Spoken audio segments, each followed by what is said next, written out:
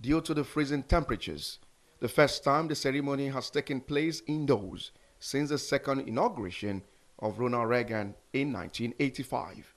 The event was attended by former President Biden, Vice President Kamala Harris, former President Bill Clinton and his wife, former Secretary of State Hillary Clinton, and hosts of other public officials.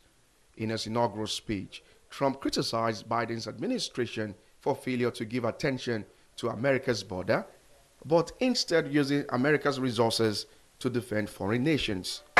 America will soon be greater, stronger, and far more exceptional than ever before. My recent election is a mandate to completely and totally reverse a horrible betrayal and all of these many betrayals that have taken place, and to give the people back their faith, their wealth, their democracy, and indeed their freedom. President Trump also announced a number of executive orders to be signed, including the national emergency on southern borders.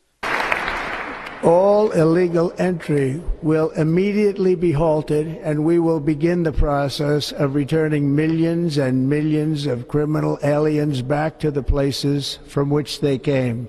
On his foreign policy's direction for the next 4 years, President Trump said a golden age begins right now. He announced a flurry of policies, including renaming the Gulf of Mexico as the Gulf of America. We will measure our success not only by the battles we win, but also by the wars that we end, and perhaps most importantly, the wars we never get into. In what may have come as a shock to keen observers. And diplomat in residence, School of International Service, Washington, D.C., El Wayne, joins me on the news this hour. Good to have you join us. Good to be with you.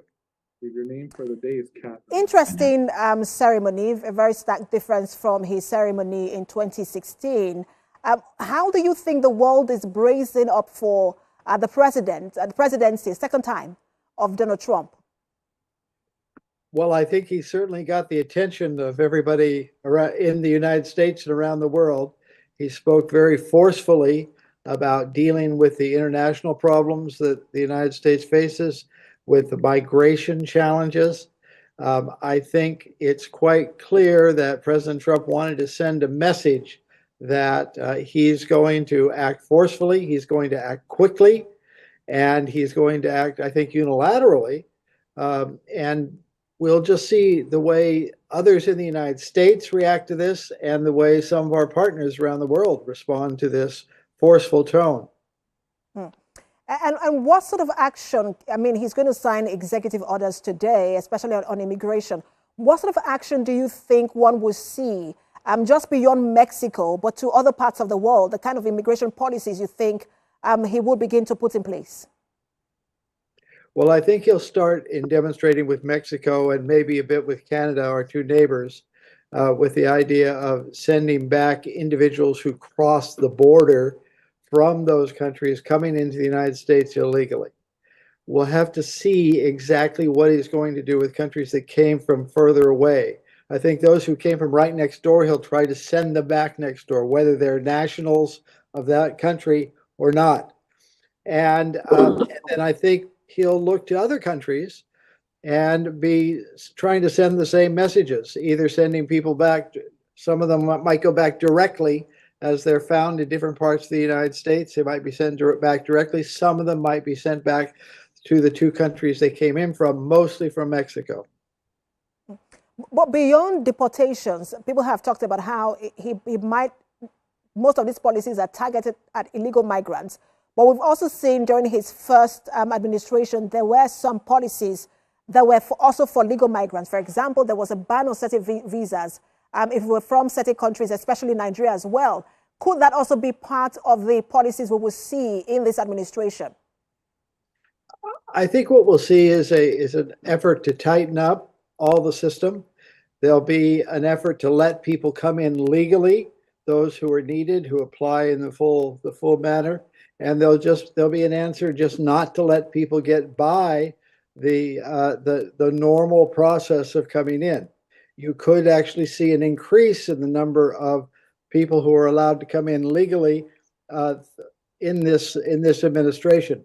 But I think you'll see a real tightening up, an effort to tighten up of those who get to come across the borders without the proper justification and proper clearances to come in. So one of the things he said was that the success of his administration will be measured by the wars that it ends and not the wars that it starts. And I wanted to, because that sort of signals to Russia, Ukraine, Israel, Hamas. Israel, Hamas has been taken care of. But it would seem like Ukraine will be edgy at this moment in terms of the president's approach.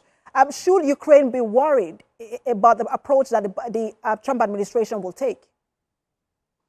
My hunch is that Ukraine is worried about the approach the United States is going to take. On the other hand, there have been a number of signals, and there are a number of people in the administration who are clearly supportive of Ukraine. But I think there's going to be a real effort to end this fighting within the months ahead. We'll see how long that takes. It might take a little longer than President Trump indicated before he was reelected and came to office. But I think he will make an effort to end the fighting in Ukraine and to move that back to a more stable situation. We'll just have to watch very carefully what happens in the weeks ahead.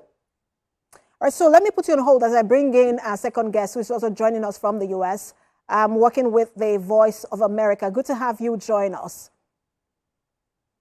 Good afternoon from Washington. Good evening from Nigeria. But let's begin from the point I was making with El Wayne about Ukraine, because just last week we saw the Prime Minister of UK go to Ukraine and sign a 100-year pact with Ukraine in terms of defense and an alliance. And could Ukraine become a sticking point in U.S. relations with Europe? Well, if you look at the rhetoric that Donald Trump expressed both during the campaign and as president-elect before today, he's made it very clear, as you were alluding to before, that he wants this settled relatively quickly. It was not something he has explicitly said in his inaugural speech or in his remarks to the inaugural lunch today. But the day is still young here in Washington with a lot on the inaugural schedule.